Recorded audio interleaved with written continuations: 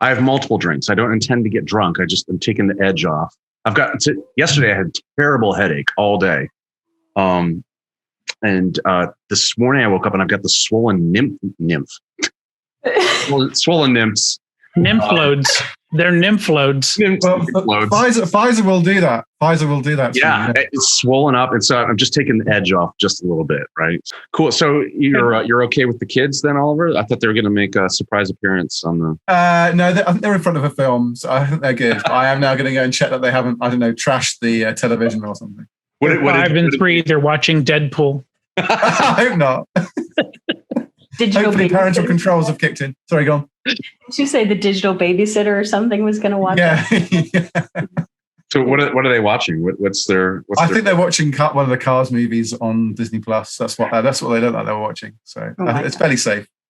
Cute. At least that's what I think they're watching. They're probably watching, I don't know, some gruesome horror movie or something. No, they're over on HBO Max watching Game of Thrones. So I started Game of Thrones with my 15-year-old son. Just a bit of insight into the Lockhart life there. Yeah, total parental dysfunction. Is that the... Speaking of coaching and apprenticeship. Yeah, exactly. It's more the apprenticeship model. It's less the coaching and mentoring model. Yeah. Hello, yeah. Is that the child protection hotline? Yeah. Exactly. I guess report.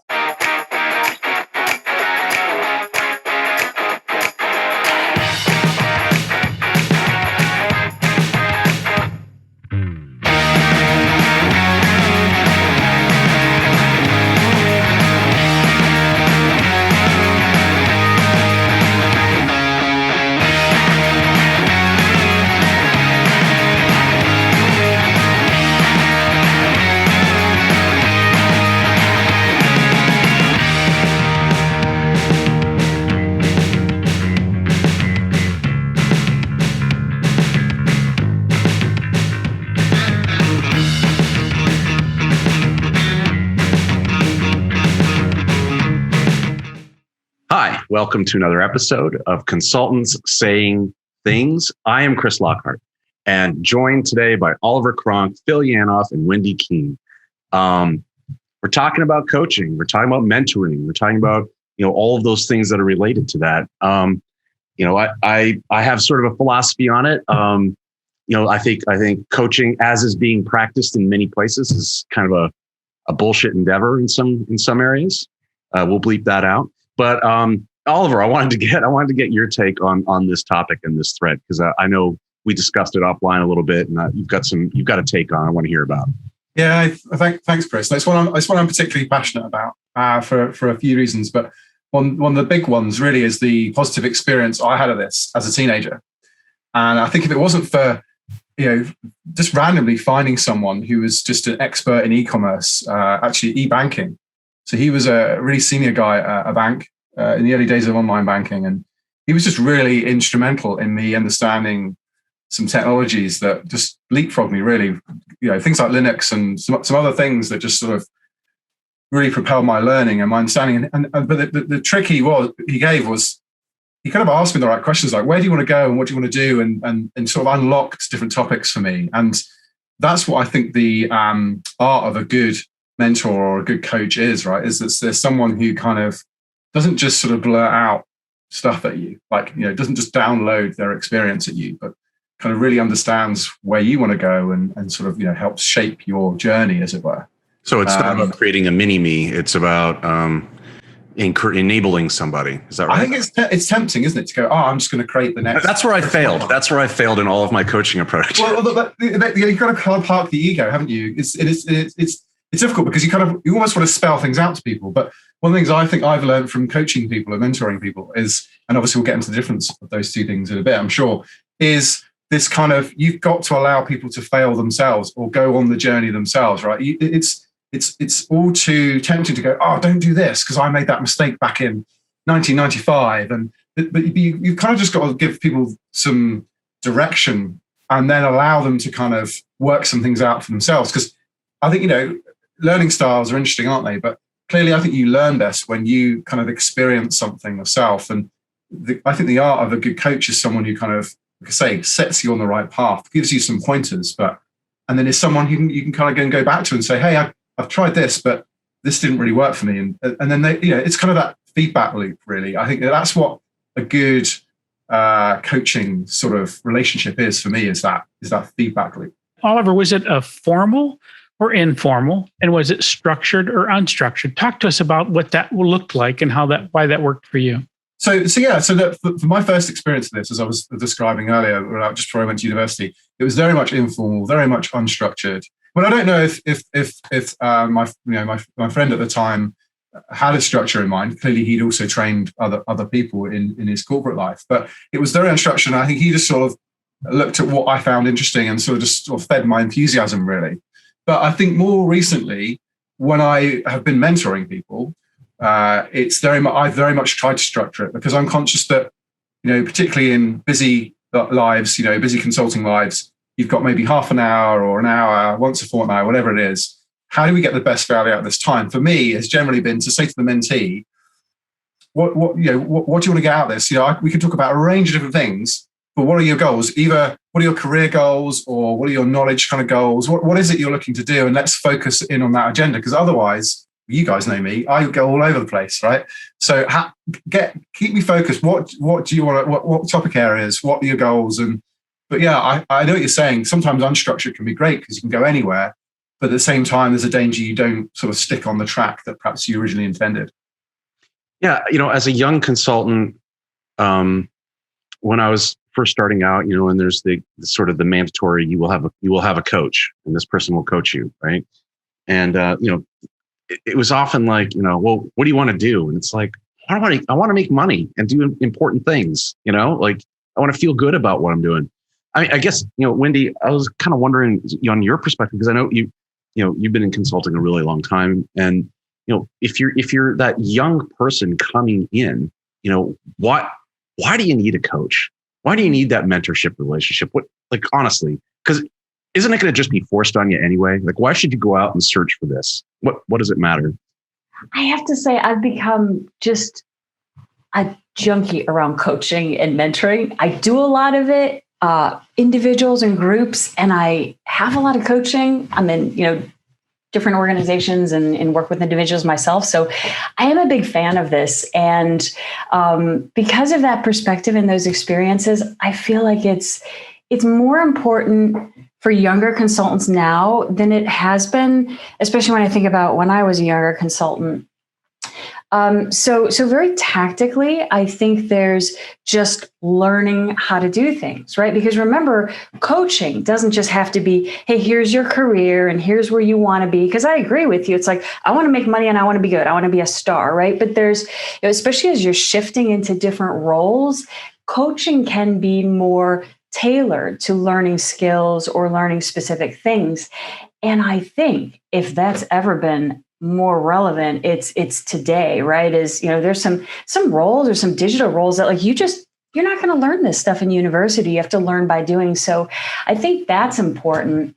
I think also getting into coaching or a mentoring mindset early is important because, again, we're not going to step out of college anymore and have a career and do it until we retire. We are going to have to keep reinventing ourselves, and just the very mindset of learning. And I think, Oliver, as you mentioned too, having someone that cares about you is really important and goes to bat for you and helps you, especially earlier in your career. And, listen, I think coaching and mentoring is a way that you get to shape what you want to do and where you want to go versus just following the path that's given to you. And there's so many options to do that today that, as I've had my own consulting firm, I had a mentoring program where everybody was mentoring everybody, not everybody, but everybody had a mentor. We had plans, and that worked really well. But consultants today can get coaching and mentoring from even outside of the organization, and they get to shape who they want to be.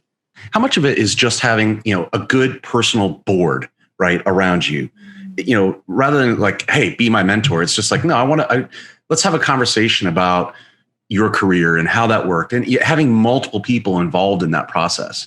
Yeah, I think this can take so many forms, right?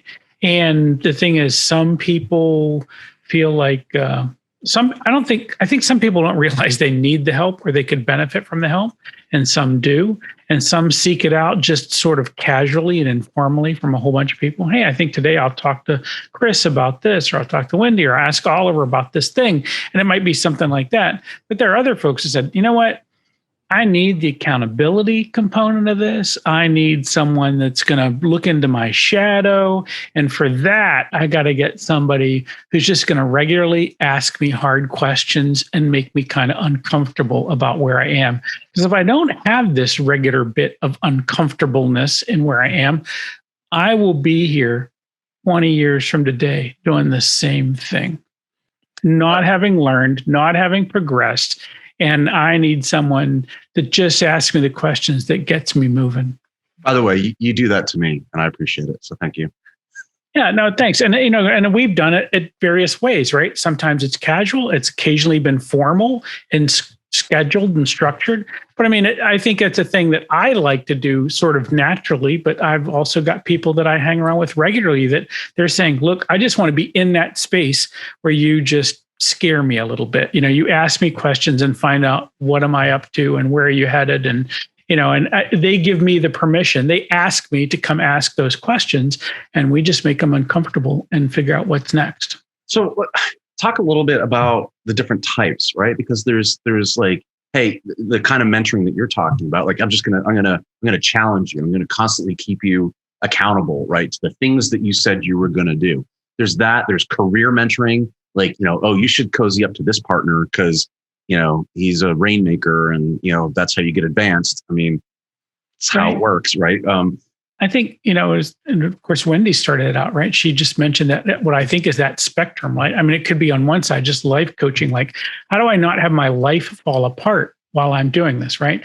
How do I not end up with a bunch of bad habits and a string of ex-wives and all of this kind of stuff because of how I went into my consulting gig without having balance, without having virtue? Like, that's the kind of folks that like say, all right, I need someone to kind of help me figure out how to not become a hot mess while I do this. So that's one piece of this. But it might be someone says, look, I think I've got the who I am part really kind of well done, but I don't think I know my way to navigate through my career in this space as a consultant. Or maybe it's even from a technical side, right? I just don't know what skills I ought to be adding to my list of things I need to do. And, I've said this before, but right, this whole thing, consulting in the tech space, this is the world's longest running IQ test. If you don't have someone helping you figure out what's next and prep for the next level, you just get left behind, right? You're that dude sitting there, like, oh man, punch cards, they're the best. That was the greatest. I was so good. There's almost a spectrum here from, kind of professional kind of coaching, but all the way through to almost therapy and counseling, right? Because some of the things you were just describing there, that life coaching stuff, there's almost a blurry line now, isn't it? Because there's so many people you see on LinkedIn that say, hey, I'm a life coach here or whatever, I'm a mentor or a coach or whatever.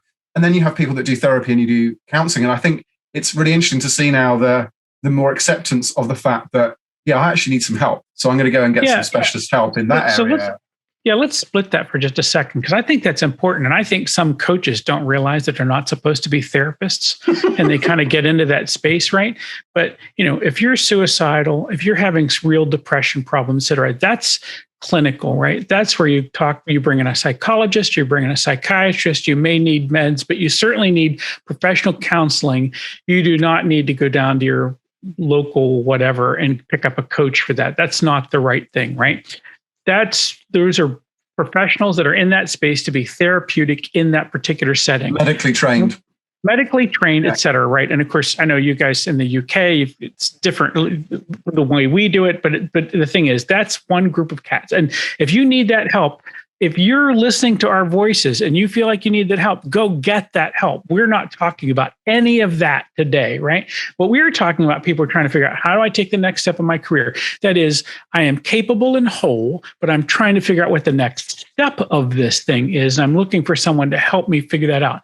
That is where coaching comes in. And as Oliver and as Whynde pointed out, that could be someone who is, it might be informal. I like what Oliver said, hey, this person's pretty clever and I'd like to talk to them and they'd like to ask me. And maybe I can just like set up a few meetings. I can do this. And I love that. And that works for lots of things, right? But there are other times just like, I'm not even sure I know what questions to ask. How about I just pay someone to ask me the questions to move me along?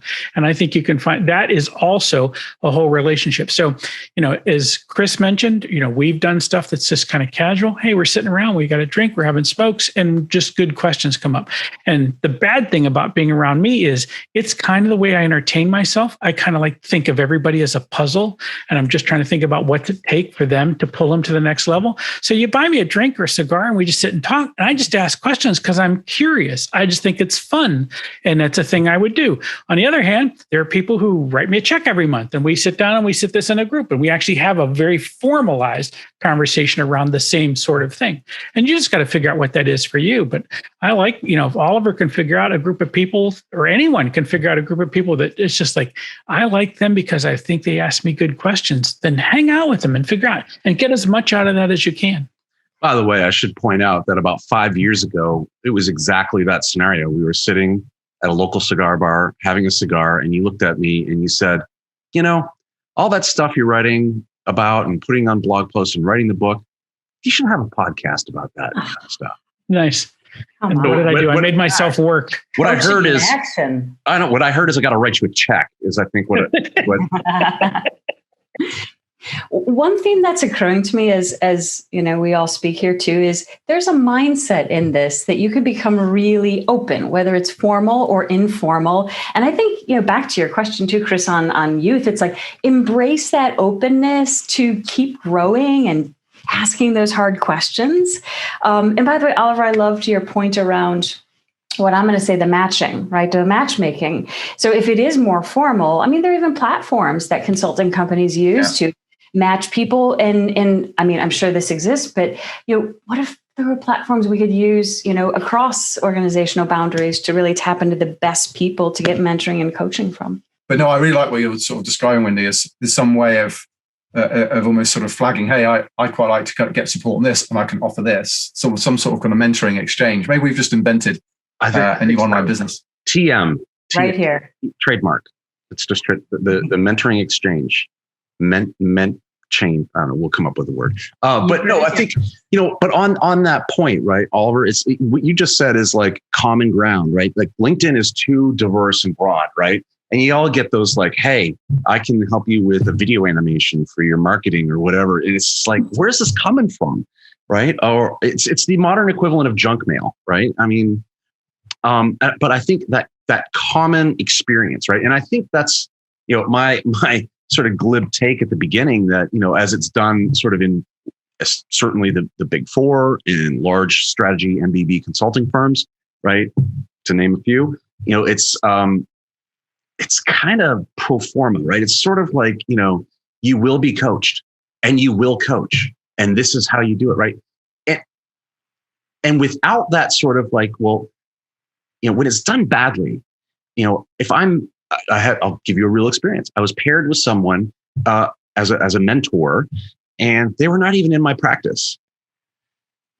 Right. So it's like, what are we going to talk about? And so I think that shared experience has to be part of it. Right. Otherwise, it's like, Yeah, and I think that's kind of okay to say, isn't it? That, for example, in a program like that, you might be paired up with someone. It's just a bad match. Give it 2 or 3 sessions. And if it isn't going anywhere, then to say, I'm sure that you're exactly the right person for somebody else. It's just not gelling for me. I'm not asking the right questions. It doesn't matter. It's just not working. Let's go find, we're going to each of us go find someone that we can help. And that's okay. Yeah. That's a no harm, no foul thing.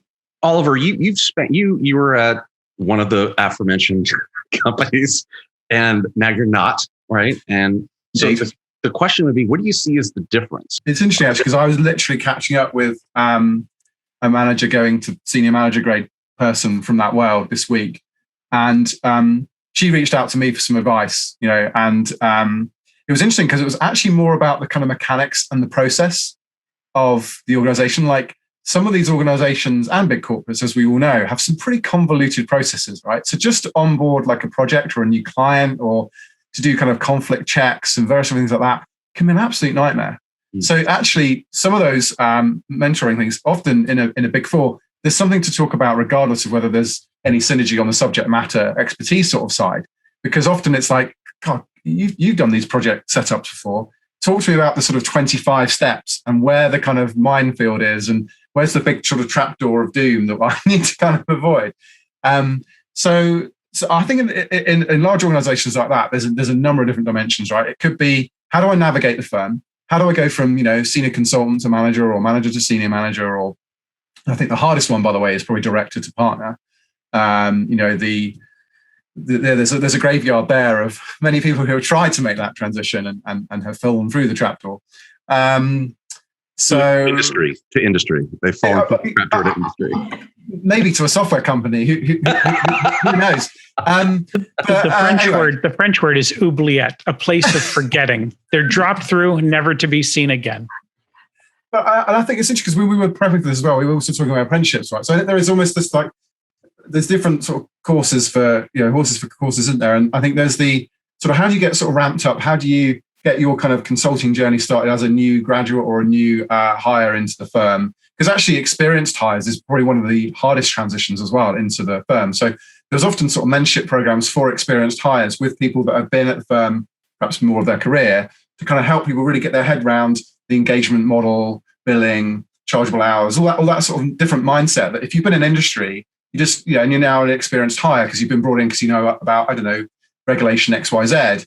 All of a sudden, you now need to know how to operate in this sort of new strange world of the partner model and all that sort of stuff. So there's a lot of, I think, exchange of knowledge around, the war stories of, I was on this project or this engagement, or I had this situation with a partner, and this is how I kind of managed the relationship. Because, I think the Big Four is a lot about relationships internally and relationships with clients, how you go and find new work. So that whole kind of how it really works here, kind of, how you get a book of business and a pipeline, all that sort of stuff. That's a whole kind of, I think, chapter or book of sort of knowledge swapping. And then I think you've got subject matter expertise, and I think there's a lot of that goes on. And then I think you've got industry knowledge, right? And cross-industry sort of information exchange. Like, I think one of the things I have really found useful is because I've worked in a number of industries, that kind of cross-fertilization of concepts and ideas that have perhaps come from the energy industry and bringing them into the finance industry or vice versa, or telco and all that sort of stuff. I think because organizations or industries kind of get good ideas or have good pockets of innovation, but often it sort of stops within that industry. So then you go and jump to another industry, say, guys, we do billing or whatever in this way. And it's, for me, there's probably 4 or 5 different themes like that are either like kind of, the operating model of the organization, the sales pipeline, the subject matter expertise, the industry knowledge, or perhaps it's a networking thing, like who's in your network? How can I build a network? How do I learn from you how to network externally and internally within the organization? Those are the sorts of things I think that come up in that world. Let's go back to that idea of shared experience. If all of your coachees are female, there's a very significant not shared experience there, right? How do you navigate that? Or an ethnicity difference, or whatever language thing. I also do because I want to understand the other side better, because clearly I exist in my frame of reference. So I think this is just how things are, and then my world gets completely shattered by someone going, do you know what? I just don't know that, or I've never had the opportunity to kind of have that opportunity because that door isn't open to me. And I'm like, wow, really? And it's just, I think as someone who's pale, male, and stale, as the saying goes, I think a lot of this. Wait, what? Have you not heard this expression? Is this a British thing? No, it's increasingly a thing about diversity, right? Is often it's kind of a derogatory remark, right? If you walk into a meeting or something now, or a virtual Zoom, and say, "Crikey, this group's looking a bit pale, male, and stale." In other words, it's so white, male, it's white people, middle-aged white men. It's old white middle-aged white men. Gotcha. And yeah, are you suggesting we have that problem here? Is that? I kind of want your perspective, Phil, on like what works, because I know you do this. You get paid to do this, so like what works and what doesn't work? I've heard you talk about, and the reason I'm asking you this is because I've heard you talk about, like, sometimes you just sort of stand back at the back of the room and let things go. Other times you're leading a discussion. Other times you're interjecting just a question, or you're challenging, or what works and what doesn't. Yeah. Well, I mean, as someone who's trying to help people, right? And again, it's most free. I mean, I do this in a variety of ways, but we're thinking about the sort of fee for service kind of space, right? People are showing up saying that they're paying you to do this. And it is just been amazing to me, the number of people, and I've seen this happen multiple times. I've seen it happen over multiple years, even, where someone would stay a very long time and they would just simply be resistant to everything that showed up, right? I mean, they're not like, well, I'm going to pay. I'm going to be the cat. I'm going to be there. And I promise you, I'm going to take none of this to heart. I'm not going to be open and honest and ask good questions or lean into this thing at all. And it is always one of those things. I mean, as the guy who's trying to help, I mean, it doesn't matter. The check doesn't matter, quite frankly. That's just kind of make sure that you show up. The part of this is like, oh my gosh, I'd like to help. And that's been the hardest thing for me as someone who's coached others, is to watch people. I don't mean that they didn't take my advice. It's like they weren't paying attention. I mean, they just didn't emotionally engage with, let's take the next step.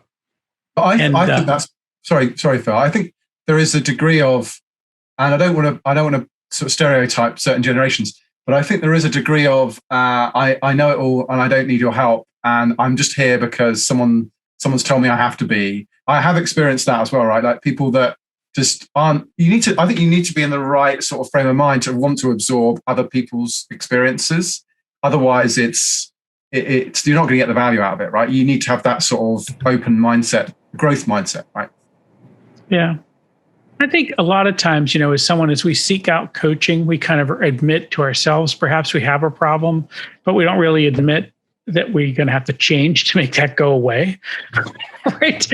And I just think we kind of get stuck in some place. So I think that's what it is. So when you ask what doesn't work is not showing up. It doesn't work to not be honest. It doesn't work to not be open.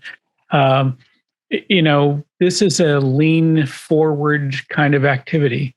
So you have to decide this is what you want to do. And I get it, that maybe part of the thing you're getting coached on is learning how to be open, learning how to be emotionally engaged with the material or with your work or whatever. And just different people take it for different ways. And I think Oliver's choice, that has certainly been one I've seen. I've been in places where it's been a larger group and some portion of the group is sent because their boss says you need to learn this.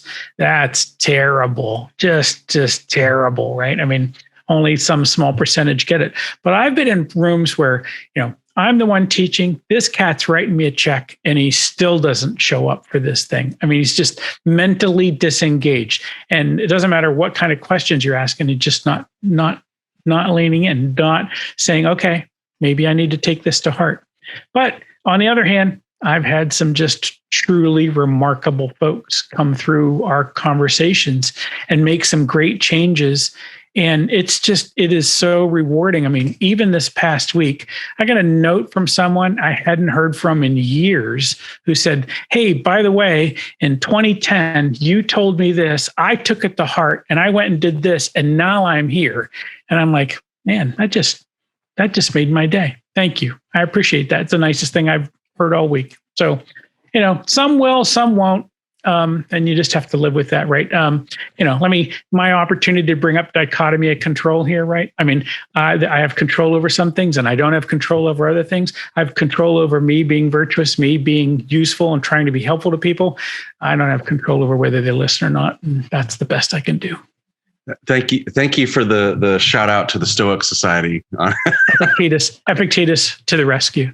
Epictetus to the rescue. So now, like we've talked about, like the different kinds of mentoring, coaching, being a coach, being coached, right? There's another aspect to this, which is sort of, if I'm going to do it and I'm going to do it effectively, like people. This is an editorial comment. I have no science to back this up. People learn by doing, right? And so there's an apprentice model here too that I think comes into play. It's more the kind of, does the operating model and engagement model for the firm that you're working for allow for this learning on the job. And one of the consultancies before, one of the big ones, I worked for a sustainable energy and sustainability consultancy. And I always remember that one of the things I was tasked with doing was introducing digital services to the portfolio, right? So they were doing a lot of sort of experts, getting an expert in on air quality, and they would do a project. Well, no, we wanted to build systems. But this kind of understanding that we couldn't just magically do this, we needed to have some time baked into engagements or the training model, or some time codes or something that allowed people to book that extra time that they were using to get up to speed.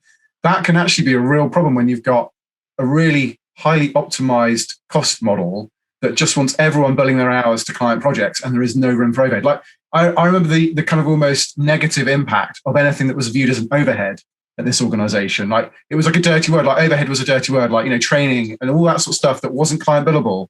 Okay, holiday was just about acceptable, but, vacation. But if it wasn't vacation, it should be client billable. And this sort of expectation that if you're in a junior grade, you're like 80% plus billable. And I get that's because a lot of how these consultancies work that way. The problem with it for me, is it just misses this massive opportunity for people as they're kind of learning and going through the system to really learn from more experienced people around them, because you haven't allowed for any time for that to happen. I'm a big fan of apprenticeship. And I 100% agree. It does come down to the model. And so I ran really large business architecture practice. And the entire model is different levels of business architect, senior business architect, lead business architects. And, two things. One is it is really hard to teach somebody how to architect a transformation or drive that. You only learn that by doing that and putting together all sorts of skills and watching and being part of that. But the other thing that worked really well was the progression of those roles, because I'm sitting in the room as a business architect or even a senior business architect. I'm not wasting time billing. Like, I'm doing my role, and then maybe I get a chance to facilitate, like to sort of get in those shoes or whatever the activity might be. But it does come down to that engagement model. And I think, frankly, some roles just absolutely need apprenticeship to really learn it and do it. Yeah, I know. I mean, I think that's right. And, this is, this is really now what we would call adult learning model, right? Teaching people the right thing when they need to know it, right? When it's the right time for them to learn it, right? And so I think that's absolutely useful, and that ought to be baked in. If you're building any non-trivial organization that's going to be doing these kinds of projects, you need to be thinking about, well, how do I make the next cat that knows how to do what we're doing today? And I do that by making sure that people are along for the ride, and that they feel like part of this is for them, is the opportunity to learn what comes next. So I'm a big fan of apprenticeship in that model. I was going to say one thing you were asking before, and it was kind of lead into where you started with this bit, but I think it's still a point that's worth making. When does this work? And that is, people will pay you to be educated, but they will give you good reviews if you entertain them. And, you bring them in, and the idea is that they come to you with a problem, but they really are going to be happy if you made them happy to learn the material. Sorry, it's a bit like that saying, isn't it? That people don't necessarily remember what you tell them, but they remember how you made them feel. And, it's right alongside that, right? But I mean, the thing is, I see this all the time. And I just did this huge event on Saturday, and, the payment was the payment or whatever. That was okay. But the thing is, I knew that we did a great job of entertaining the audience, and the reviews are just nuts, right? You would have thought that we'd come out and wash their cars for them in addition to teaching them what we did. But the thing is, and I was talking to the other co-hosts of the group, and I said, you know what? We entertained them, and that became very clear. And if we don't do that, it doesn't matter how great the material is. We entertained them while we did it. What's the takeaway from this for either maybe an entry level consultant, someone who's been around the horn a few times and is a little bit jaded, or like an old hand that's like thinks it's all BS, right? Like, what do we have as a takeaway for these folks? I think mindset underpins every one of those spectrums, whether you are just starting out, you have to be hungry and open and know that like this is a way you're going to advance yourself in your life and in your career. If you are in that role and you're mentoring people, because you sort of have to, right? I think you have to also embrace what it means to be a coach and a mentor and learn how to ask good questions and find it in yourself to be able to do that instead of just imparting knowledge. Or not be a part of it, because I think the mentor and the coach is really important, can have a lot of impact on people. The other point that I want to say that we haven't really touched on, but if I could throw in another angle, it's I think for organizations, consulting firms and other organizations, we have to embrace coaching, mentoring, and apprenticeship. Just to quote the CEO of Pearson, right, of all people, Pearson, says that there's so much upskilling and reskilling to be done that corporations or consulting firms are becoming universities of the future. So I think it matters for everybody. I think we should just, if we can, leave behind those thoughts and just go open into the future and what's possible. I like the way Whynde said it, right? Coaching, apprenticeship, mentoring, super important, whether you're delivering or receiving. And here's the thing, consulting, this whole space that we're inside, right? It's a recursive activity. It's a thing you get better at the more you practice it. And if you are not seeking out, if you are not somehow being assigned teachers to make sure you get better at this and review your performance as you go along, then you need to be doing that for yourself. And I'm going to tell you, that is one, I think, I would like to think some of the most valuable advice I've ever given anybody who works for me, which is you need to be seeking out the people that can help you get to the next level. You need to figure that out, and you need to establish those relationships on your own if no one else has simply handed them to you. Don't wait for that. Particularly, you asked me about the big four sort of world, and I think what Phil has talked about there is particularly true. You have to take ownership of your own career and your own personal development, and the best way to do that is, it is through kind of getting those experienced folks. And this concept of just-in-time learning, I think we've touched on, and lifelong learning, right, is vital. And the other thing I guess I would add is for those who are perhaps a bit more experienced and are just annoyed at perhaps having to do this activity because they just see it as like something they're being seen to do. Bear in mind that this is actually vital for the advancement of your career to perhaps say manager to senior manager or manager to director, or for you to be seen as partner material. You're not just sort of selfishly, hoarding knowledge, hoarding connections, hoarding clients and projects, because in order to scale, you need to delegate, you need to build trust, and you need to impart your knowledge in your teams that you're building underneath you and around you. So I think, look at this from the other angle. What do you get out of this as someone doing the mentoring or doing the coaching is people are seeing you in a different light. They're not just seeing you as a great subject matter expert or a great consultant. They're seeing you as a partner or a director of the future. And that's really helpful for your career. So that would be the takeaway for me. If you're in that sort of big four environment, is don't see this as a chore. See this as something you need to kind of get your head around, because it's vital to progressing on your career journey.